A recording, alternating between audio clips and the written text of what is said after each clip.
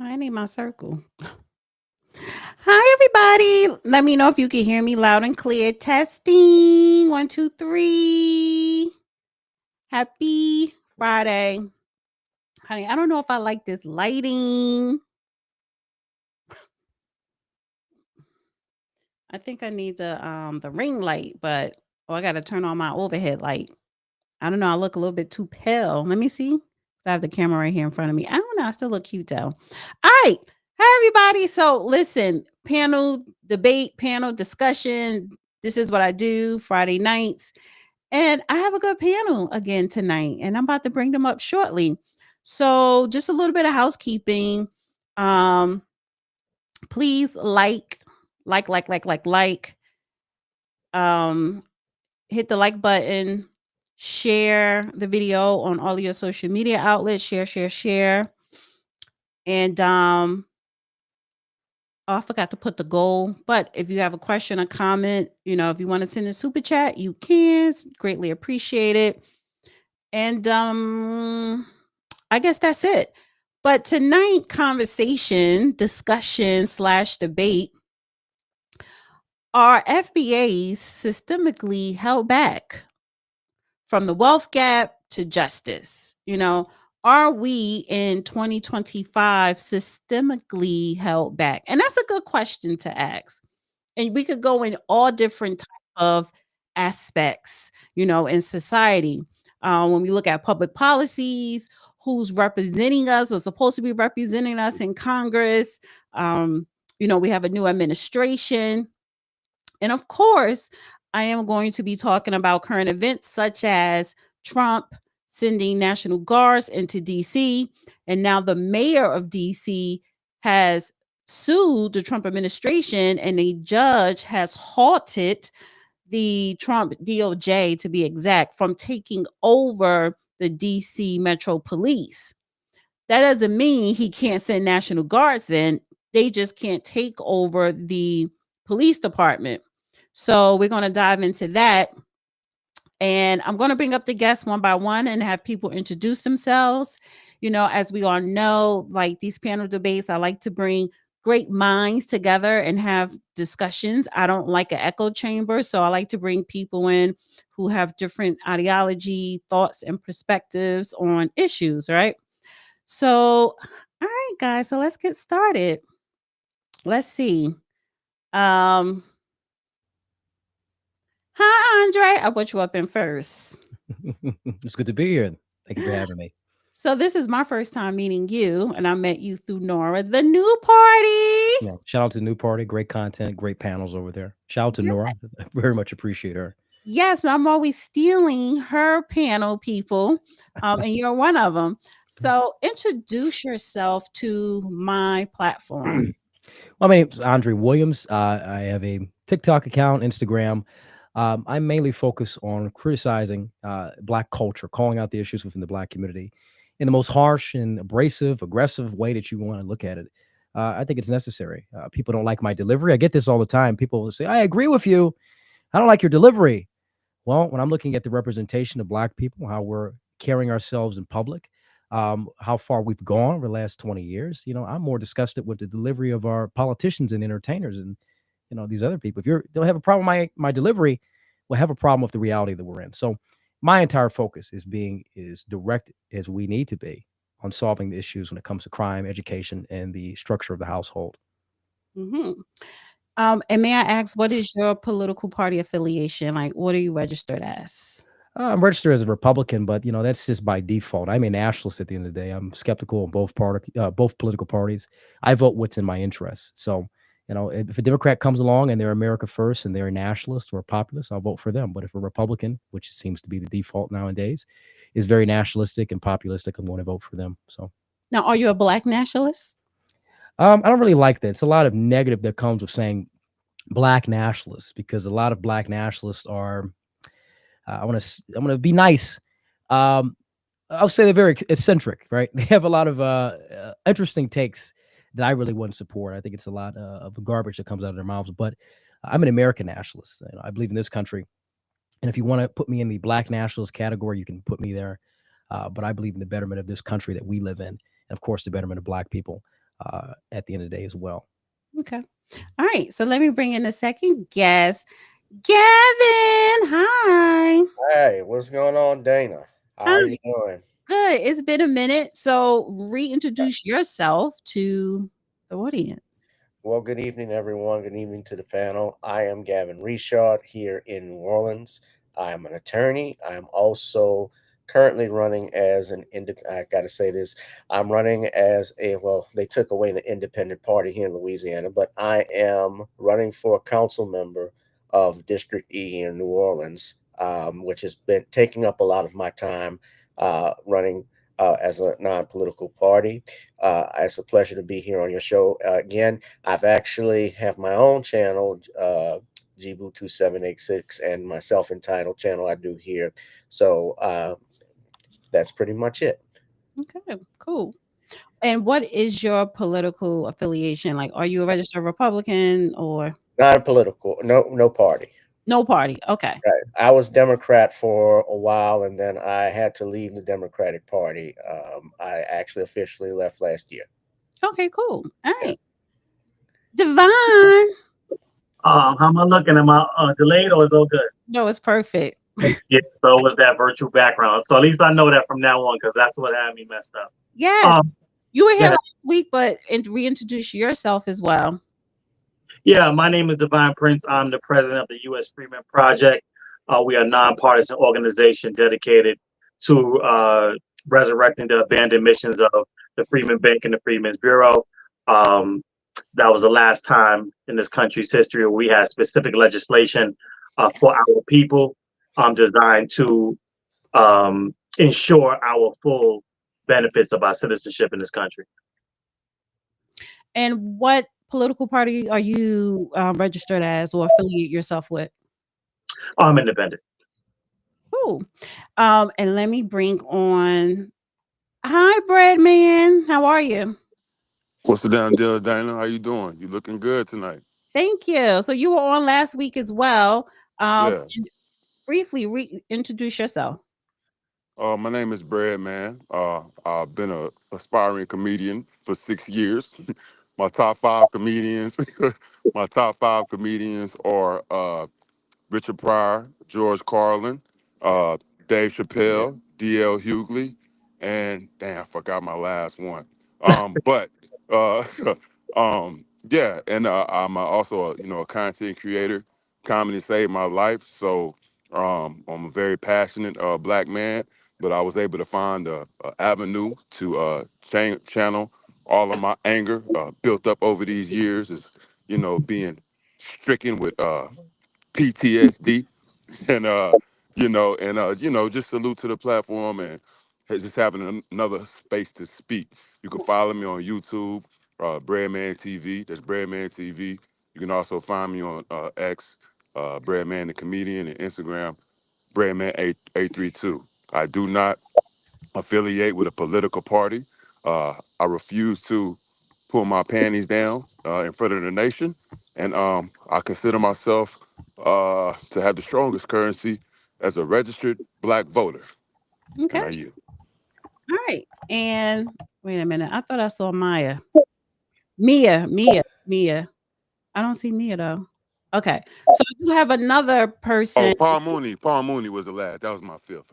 Oh, Paul Mooney. Okay, I cool. love Yes. that. Honestly, I love that. You said D.L. Hughley is in your top five? Now that Yes. was an L, but the Paul Mooney, you kind of saved me. I I like just I have a too. certain I have a certain genre. I like comedians that are able to, bring real issues, channel it, and just kind of make it funny, but also get the message across. Fair Yeah. enough. Yeah. Yeah, I'm stand up as well. Paul Mooney, Richard Pryor, George Carlin. I was just thinking about them or the tops. Lenny Bruce was also someone who did stuff. But personally, I love Bernie Mm, Mac and Robin yes, sir. Harris.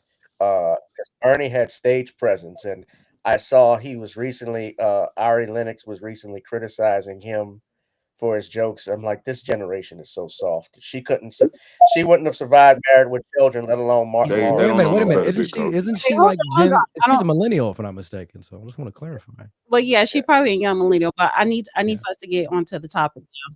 sure, All we right. don't claim her Gen Z. My bad. My bad.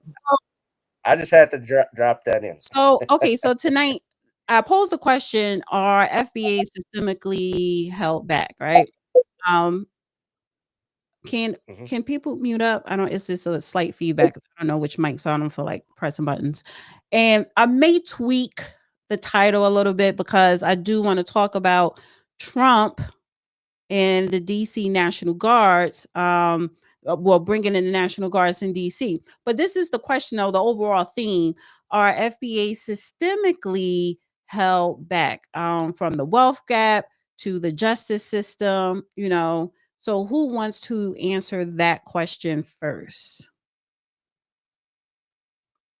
Anybody? I'm just going to randomly pick someone. I'll go. I'll go. Thank you again.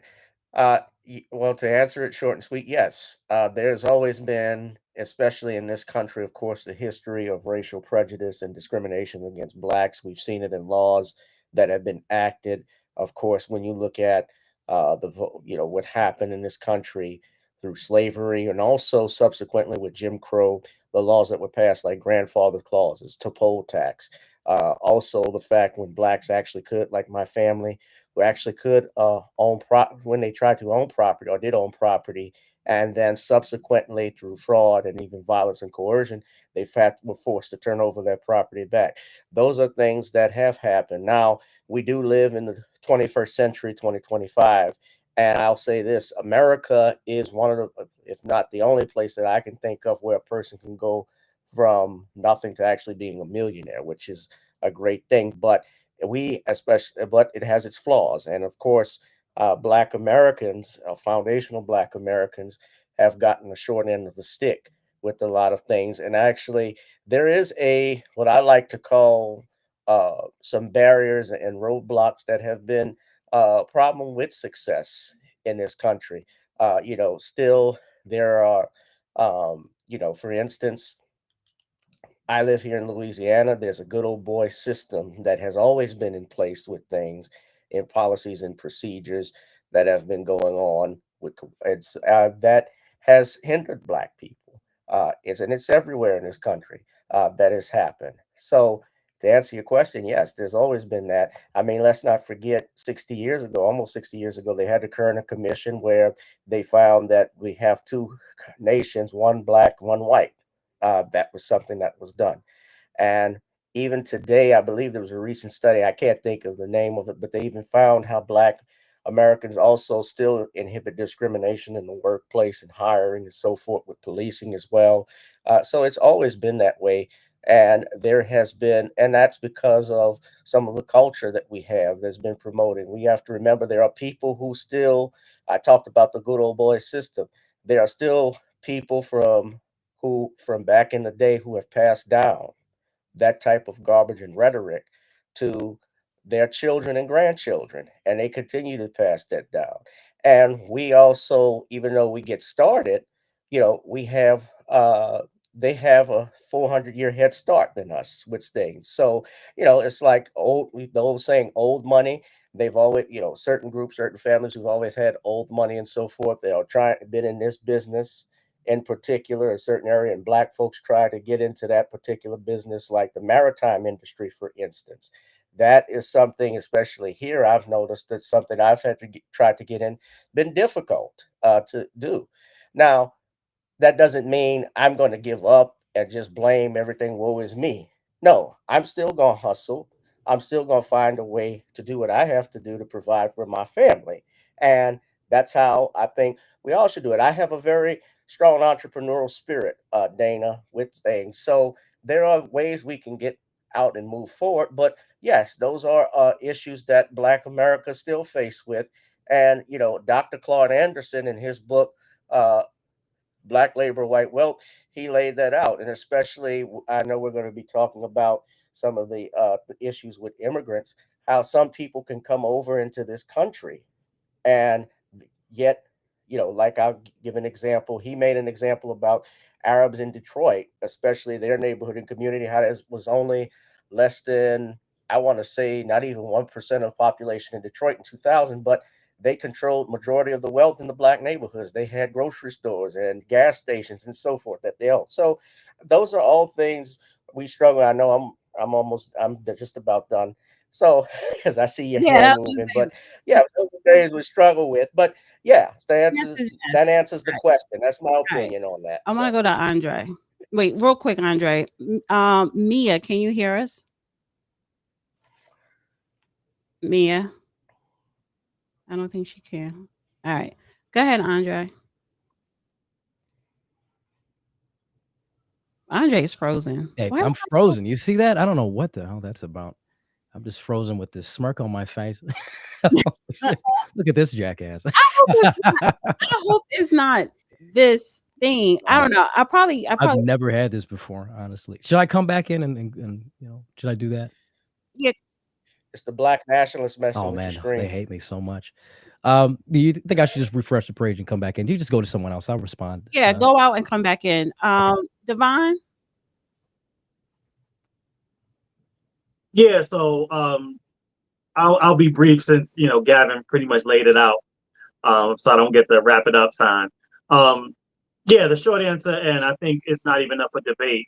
It's yes, right? And the one thing I'll add to everything that Gavin said, because I agree with, it's always when this conversation comes up, people like to frame it as either or, right?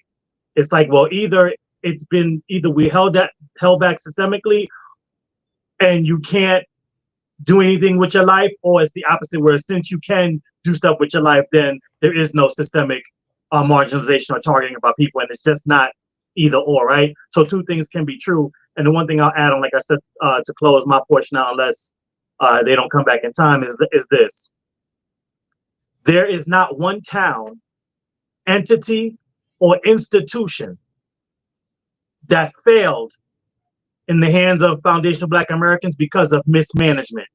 All of them, every single one, was the victim of governmental, either at the state or federal level, targeting for sabotage, dismantling, and destruction. So that right there, and that is a undeniable fact. Breadman. Are Black Uh, Americans yeah, systemically held yeah. back? Can you hear me? Yeah, I can hear you. Yes. I would say no, but it's a two-part answer. I'll try to be as quick as I can. I sent you some information behind the scenes, and no statistics stand true. So when you ask that question, I had to vehemently say no. In 1980, only 50%, roughly 50% of the Black community was able to graduate from high school. I looked up 2024, the number has shot to 81% of the Black community graduates in high school. So that means that no matter how many, so I don't call them YNs, I call them young men. No matter how many young men they show y'all out here with the switches, the numbers don't lie. 8 out of 10 of them are graduating high school. When you go to college, it gets even worse. In the 1980s, only roughly 20%, 22% of Black people were able to attend college. Y'all remember that whole commercial? It was heartwarming.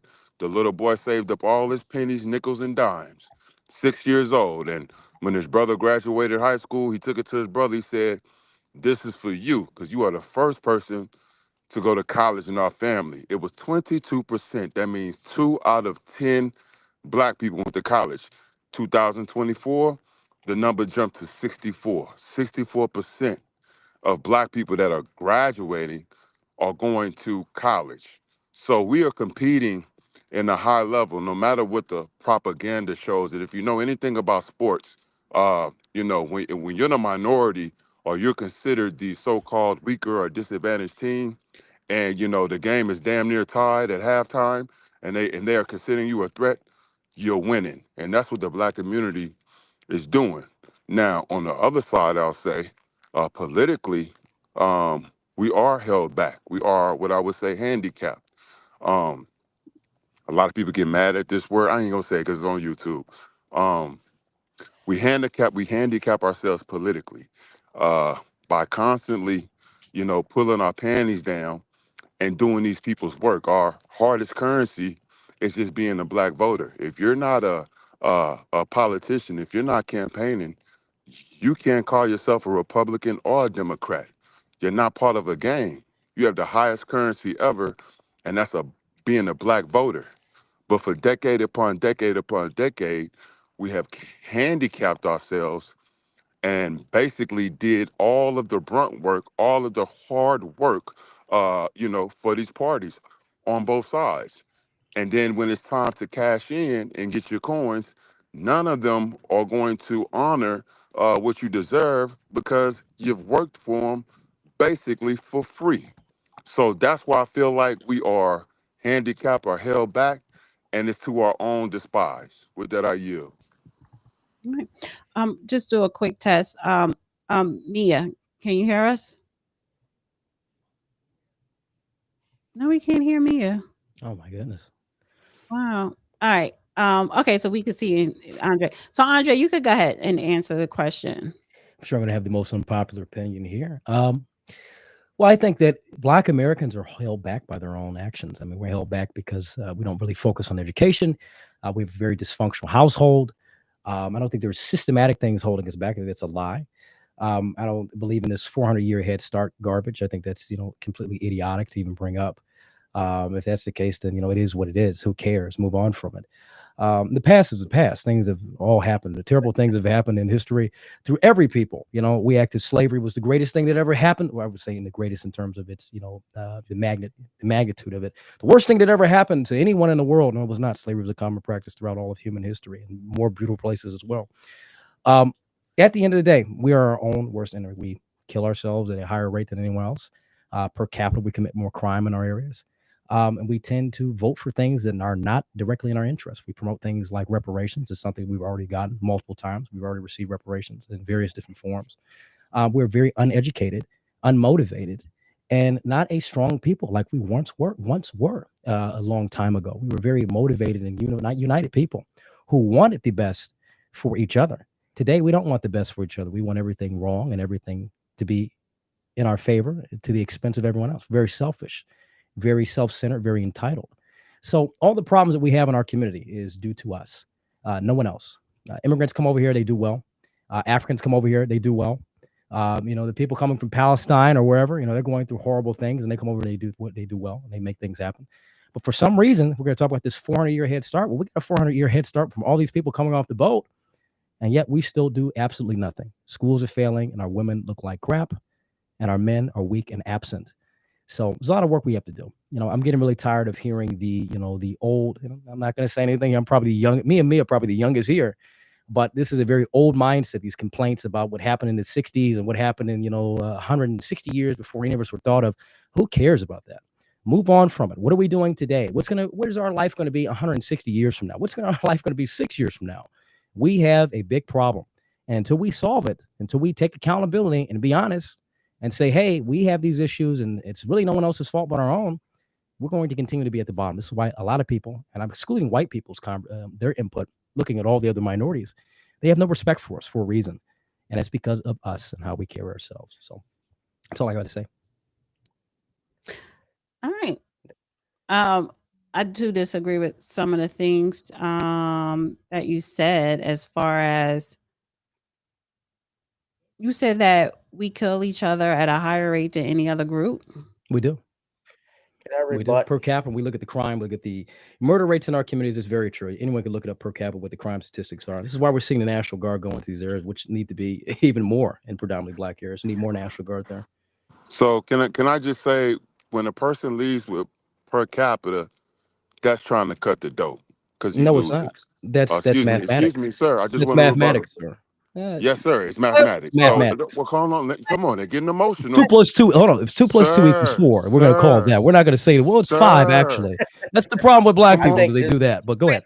Look, he already getting emotional. Just let me answer the question. I'm not emotional. Rebuttal, bro. I'm not emotional. I like cutting off people who don't know what they're talking about. Okay, well, let me press mute because I already see what's going Hold on on. for a second, Brett, man. So you talked, Andre, and and I'm gonna give chance for people to rebuttal. So when people are talking, don't interrupt them because no one didn't interrupt you. So we just take turns, so that way Yes, sure. Go everybody ahead. is heard.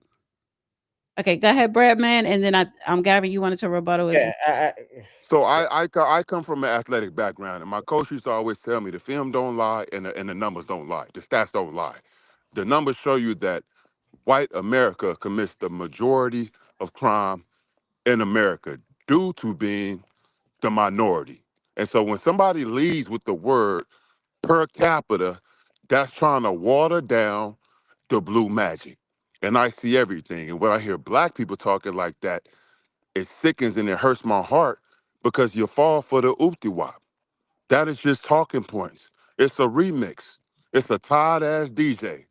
White folks, especially when you talk about sexual predators, sex crimes, yes, 85%, over 85% commit the crimes in America. When you're talking about crime overall, it's 70%. So if you want to remix it and water down the dope, then that's on you. But I see everything.